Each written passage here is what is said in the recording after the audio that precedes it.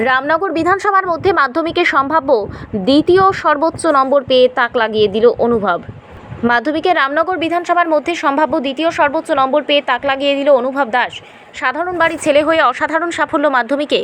অনুভব মাধবপুর রামকৃষ্ণ বিদ্যাপীঠের ছাত্র, এবার মাধ্যমিকে 677 নম্বর পেয়েছে। প্রত্যন্ত গ্রামের ছেলে, এ যেন অসাধারণ হয়ে ওঠার লড়াই সাধারণ থেকে। বড় হলে ডাক্তার হতে চায় সে। অনুভব দাস। কোন স্কুলে পড়ো? আমি মাধবপুর রামকৃষ্ণ বিদ্যাপীঠ হাই স্কুলে পড়ি। এবারে মাধ্যমিকে কত নাম্বার পেয়েছো? আমি এবারই মাধ্যমিকে 677 পেয়েছি। কোন বিষয়ে সর্বোচ্চ নাম্বার পেয়েছো? আমার অঙ্ক আর ভৌত বিজ্ঞানে সর্বোচ্চ নম্বর 100।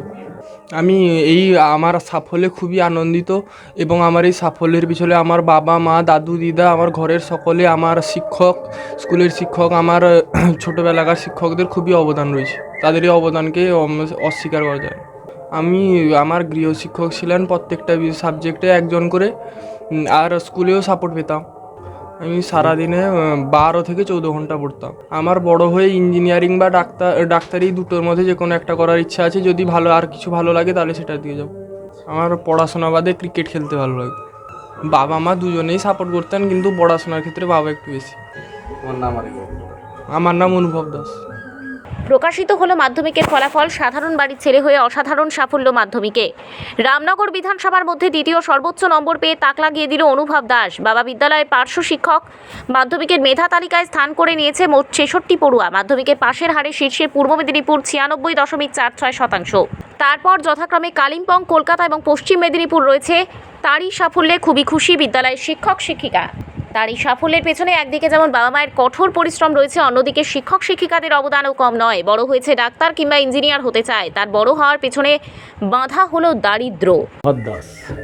রামনগর বিধানসভায় ছেলের এইভাবে অসাধারণ সাফল্য, কতটা খুশি আপনি? আমি যথেষ্ট খুশি হয়েছি। ছেলেকে কিভাবে সাপোর্ট করতেন বা কিভাবে পড়াশোনা করতো ছেলে? ছেলেকে ছোটোবেলা থেকে আমি পড়াতাম, তারপরে একে একটু আমার নজরেও রাখতাম যাতে ভালো করে পড়াশোনা করে, তার জন্য তাকে দেখভাল করতাম সবসময়ের জন্য আর কি। আপনি পেশায় কী করেন? আমি পেশায় একজন পার্শ্ব শিক্ষক, মান্দার উচ্চ মাধ্যমিক হাই স্কুলের। কোন স্কুলে? মান্দার হাই স্কুলের একজন পার্শ্ব শিক্ষক। আচ্ছা আচ্ছা। ছেলে পড়াতেন বা মূলতভাবে তাকে কীভাবে গাইড করতেন? গাইড করা মূলত ক্লাস 8 পর্যন্ত আমি পড়াতাম, সঙ্গে গৃহশিক্ষকও ছিলেন, মাস্টারমশাই পড়াতে আসতেন। তারপর 9 থেকে মাস্টারমশাইরাও আসতেন, আমি একটু দেখাতাম। আর 10টা পুরো তো গৃহশিক্ষকের দ্বারাই সে পড়াশুনো করেছে। আমি শুধু তাকে গাইডটা আমি তো তাকেও তারও কৃতিত্ব আছে, কারণ সে যথেষ্ট, আমার গাইড থাকলেও মাস্টারমশাইরা পড়ালেও তার যথেষ্ট পরিশ্রম, তার অধ্যবসায়কে তার যথেষ্ট ছিল। পড়াশোনা করতো এবং আমার কথা সে সবসময় শুনতো এবং পড়াশোনা যথেষ্ট পরিশ্রম করতো।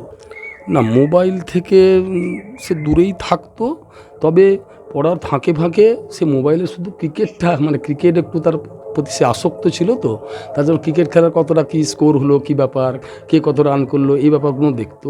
আর মাঝে মাঝে পড়ার রিলিভেন্ট পড়ার ব্যাপারে কিছু বিষয় সে দেখতো মোবাইলে, আদার তেমন কিছু মোবাইল সে দেখতো না।